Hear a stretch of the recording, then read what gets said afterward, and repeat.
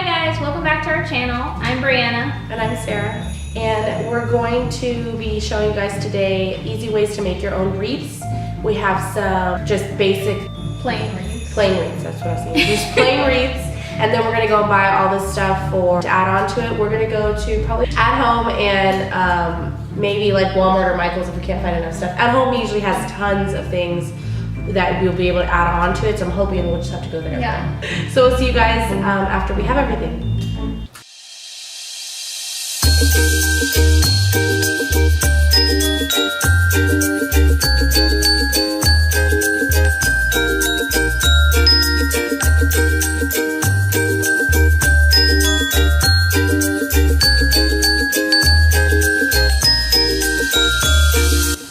So when you buy your wreath, it's gonna look like this. So it's a little bit flat. And what you wanna do is you wanna make sure that you fluff out all the edges. I like to do them out first and then do some of the ones that are on the inside part up, straight up, so that it'll fluff. It's kind of hard to tell, but you'll be able to tell better once it's already all fluffed. It's a huge difference. And once you fluff it, it'll also be better for putting things on the actual wreath. Because if it's all flat, everything kind of just sits on top of it, whereas when you fluff it, the things kind of blend in with the wreath better.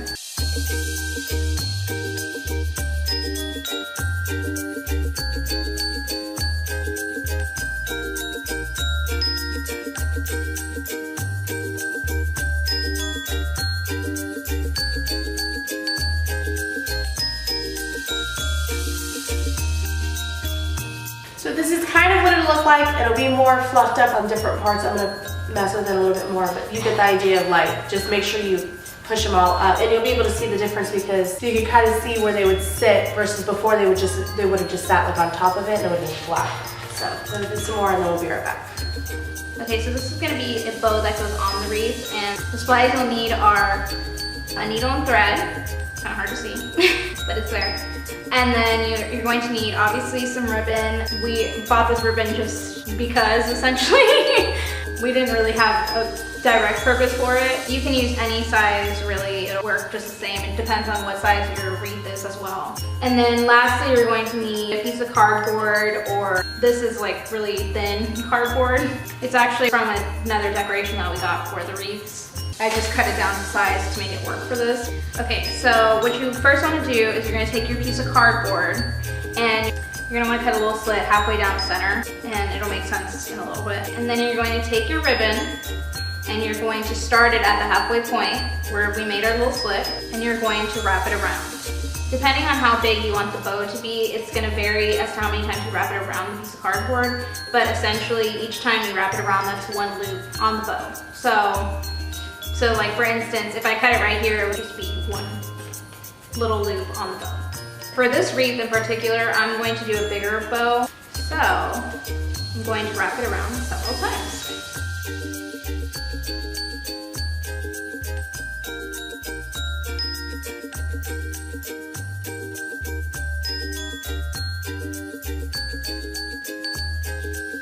And this ribbon has wire in it. If yours does not, it'll still work. It's just the wire definitely does make it easier when you're actually structuring the bow. But like I said, it'll work either way. Okay, so we have 1, 2, 3, 4 loops. I'm gonna do 6 and then we'll go from there. This doesn't just work for small bows either. We've actually used it to make big bows for the Christmas tree. And it's the same kind of concept. Okay, so we have 6 pieces here, and then you're not going to want to cut it all the way at the end here, where it ends. You're going to want to cut it again in the middle portion, right where the little slit is. That's where you're going to make your cut. So, just going to cut right here. Okay. Now what we're going to do is we're just going to use that slit that we put right in the middle, and we're going to use that to sew our bow.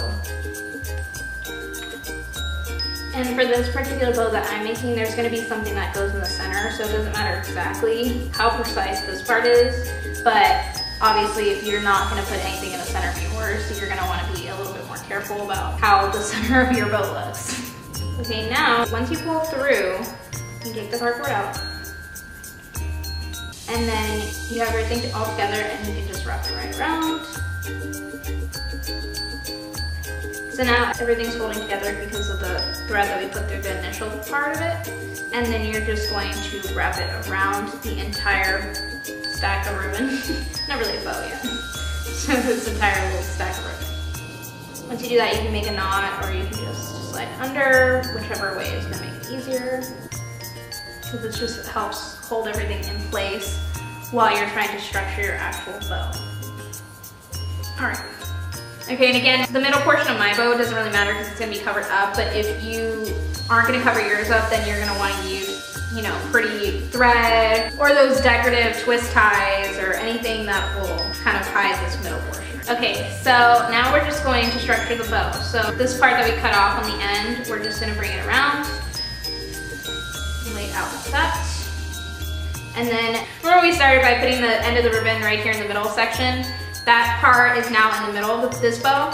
And so we're just gonna take it out like this. That's gonna be the other end of the tail. Don't worry, it's gonna be much better once we structure the rest of it. Okay, now we're gonna start fanning out these little loops here.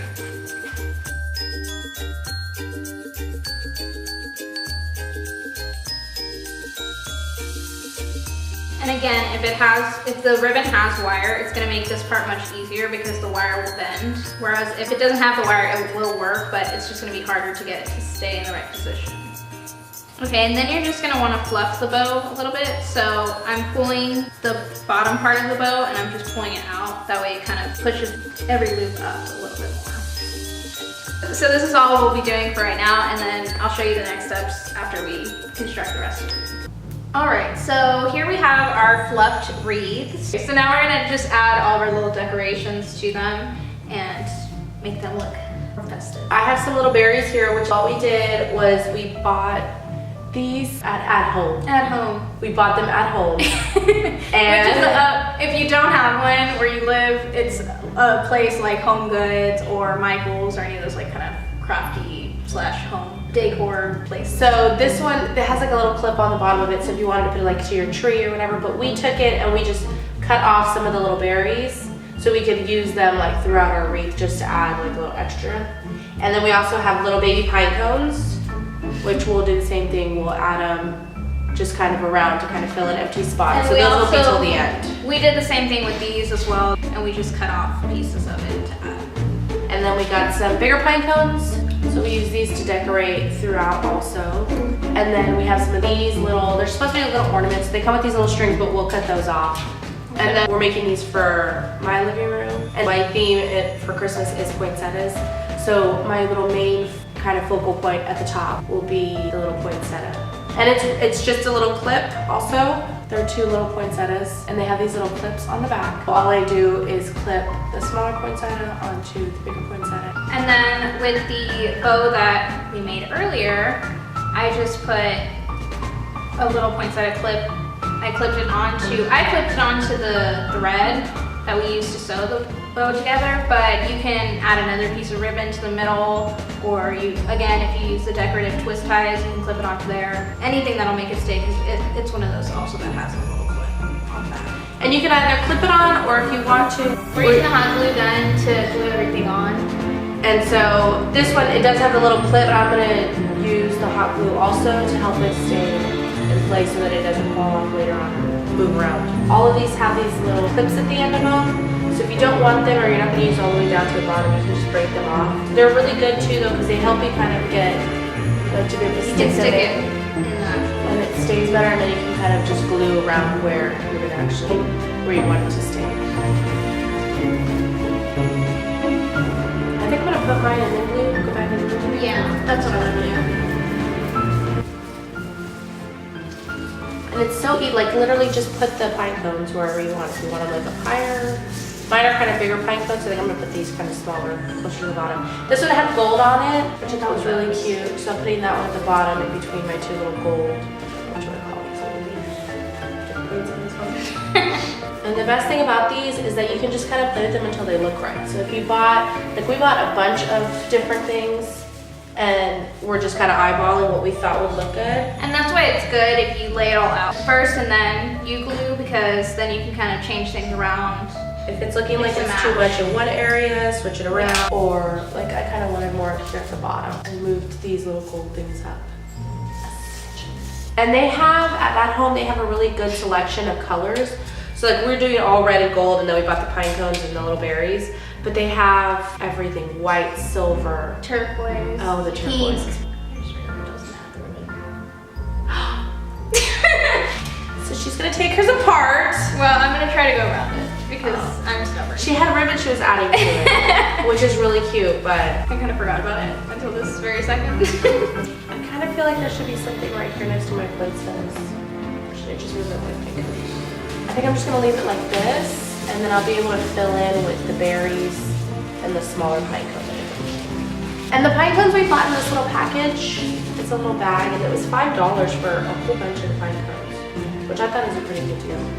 Yeah, and then we have those that are a little bit bigger, and then we also have the smaller ones. So And these those little ones are cute, and they can fill in little gaps, and the big ones can take up a larger amount of space. So I think mine is good. I think I'm gonna start really. And afterwards, you guys can vote in the comments and let us know if you think it's better. It's not a competition. It's not a competition, but you can tell us But if it it's is. better. I'm gonna just wrap it around and then adjust it. Now, if you do it the way you should do it, where you wrap it around first and then add all your decorations, it will be much easier. I want to say I got these wreaths by themselves for like $10 each. So they're not bad, but then they're not as like fluffy or as big and full as the ones that you might buy that are cost more. So what we're doing with these is kind of helping make it look bigger, make it look more fluffy, make it look more full. And on this wreath, I'm just using ribbon. It's the same size as what I used for the bow. It's 1.5 inches. But for wreaths, typically people will use mesh or thicker ribbon at least. But this is what we're doing. Again, we didn't really buy this ribbon to do this, but it'll work.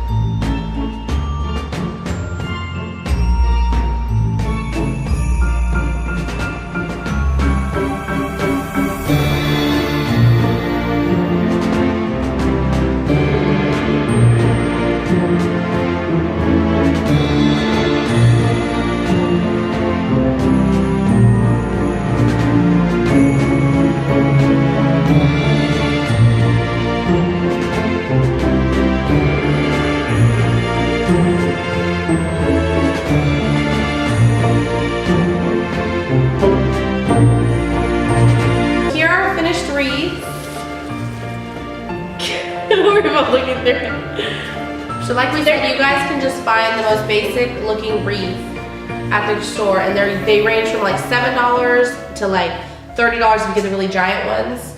Now none of this stuff is weatherproof, so you want to make sure if you are going to be doing one for outdoors that you buy stuff that's not going to get faded, or if it gets wet isn't going to get messed up. Yeah. So it's probably the pine cones are fine. Besides that, I wouldn't use any of this other stuff outside. These are super easy to make though, and you can also add some outdoor lights, wrap them within. I mean, there's so many different options that you can do. Yeah. Like we were saying earlier, if you have a theme for your specific area, then it's even easier because you can kind of, you know, go to the store and pick out whatever colors and whatever you might need. And then what's also cool with the hot glue is that it's literally just, you're just putting little tiny dots on each part of them to stick them in there. So if you want to change colors, like if I want to next year I want to do more red and green or red and silver or something, I can just take these off easily because they kind of just pop off, and then I can put like a different different items in there. So you're saving money too, because you can reuse this again the way it is, or you can take some stuff off and change it up. Or if you just don't want to use this exact same, like, you know, the way you have them set up, you can take them off and redo them again. So we hope you guys were able to follow and you liked at least our wreaths, and let us know, like we said, which one you like more. Thanks for watching. Thanks for watching. Bye. Bye. I'm very concentrating. I'm very concentrated. What? Instead of being like a whole tutorial on how to make a freaking bow. If nothing else, we can stop there and there you go. That's our how to make a Christmas bow.